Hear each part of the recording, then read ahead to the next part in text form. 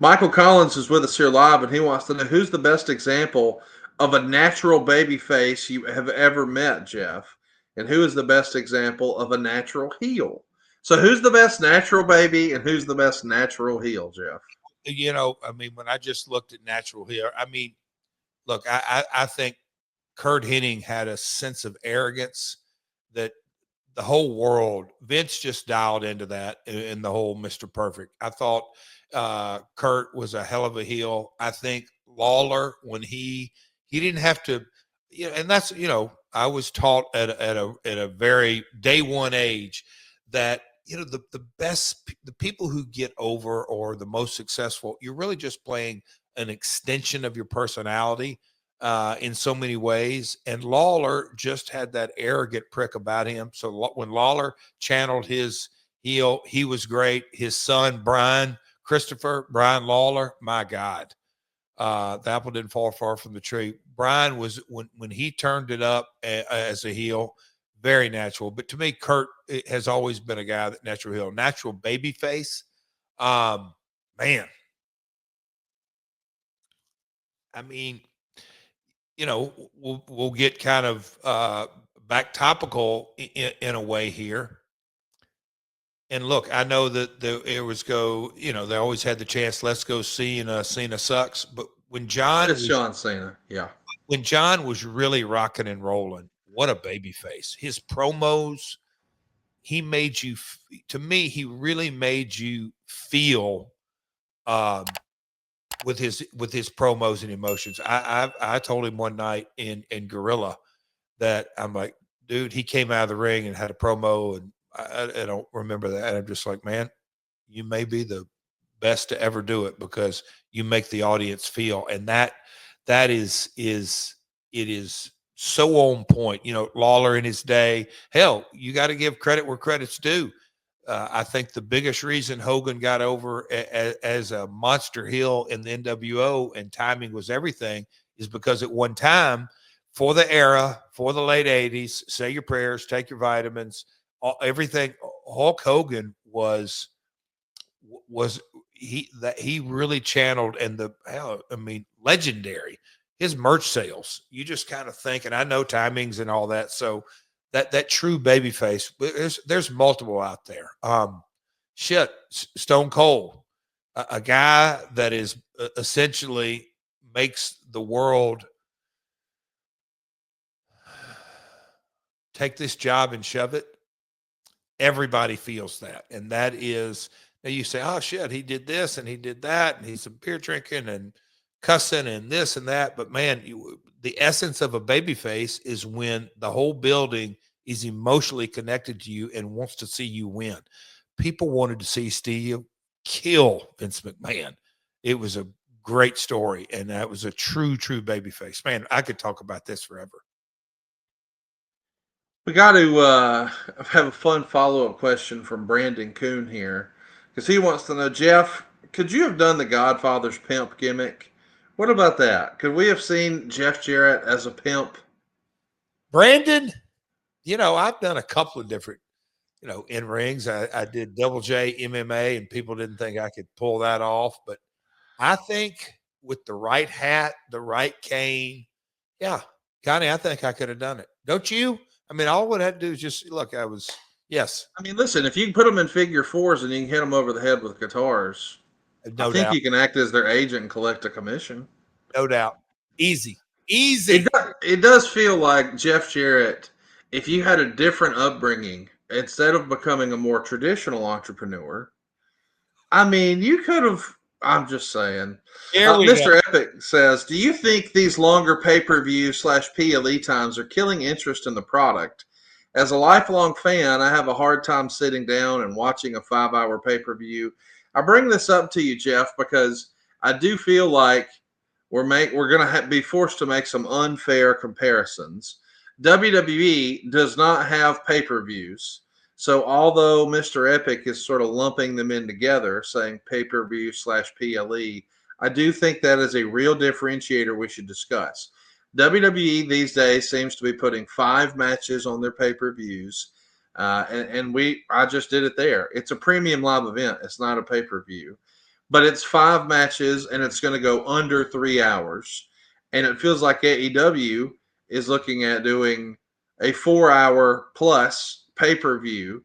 So WWE is including their PLEs as a part of a Peacock or Netflix subscription for, $5 or $10 a month, and you get everything else.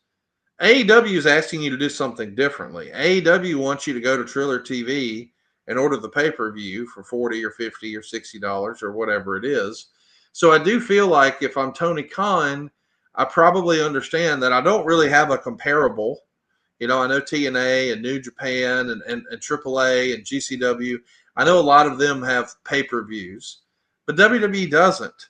So if you're going to ask people to pay more than they would pay for a WWE show, you probably feel like you need to give them a lot of value. Just overwhelm them with value. An example would be give them $100 worth of value and then ask $50 for it.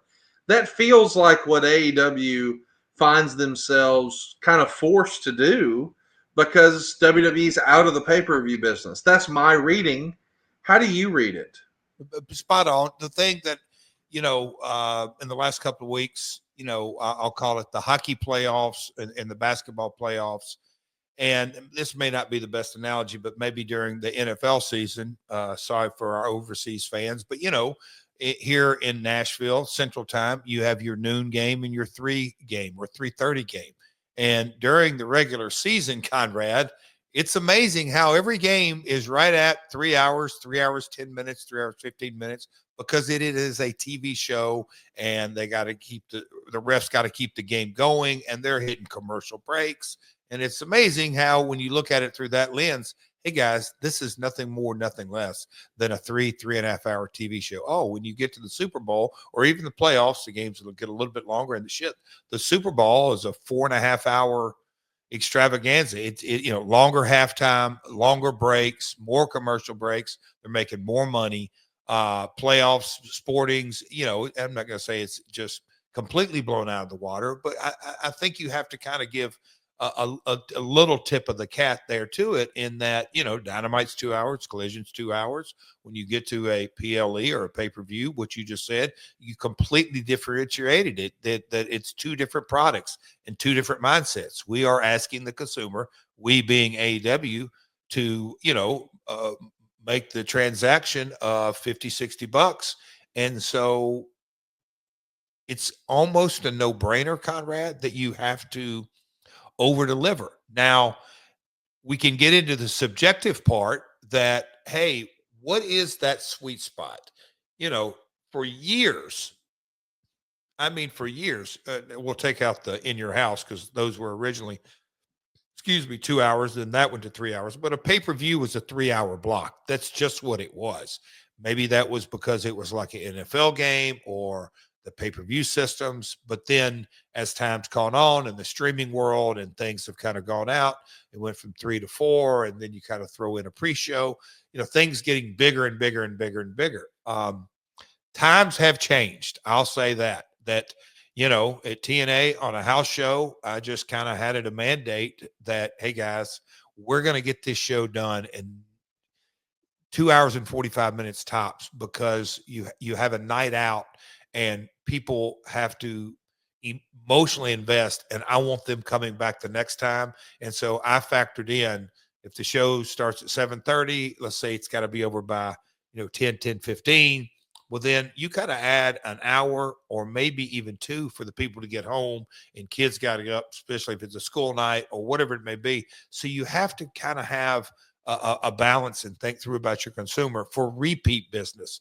Now we continually get into, well, that rule's thrown out and this circumstance is thrown out. Well, now that's when we're getting into the 4 hour plus pay-per-views. So I always use the best barometer. The people in the house for Osprey and Hangman Sunday night, they were with every move, and those guys tore the house down, and that is including following Anarchy in the Arena. So everybody has a different taste for how long the pay-per-views are.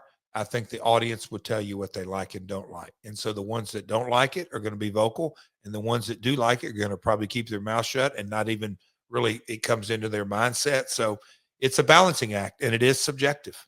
You've heard me talking about credit card debt and how it's risen to a record $1.21 trillion. Well, according to the Federal Reserve Bank of New York, 60% of credit card holders are carrying a credit card balance each month, with the average credit card interest rate being 23%.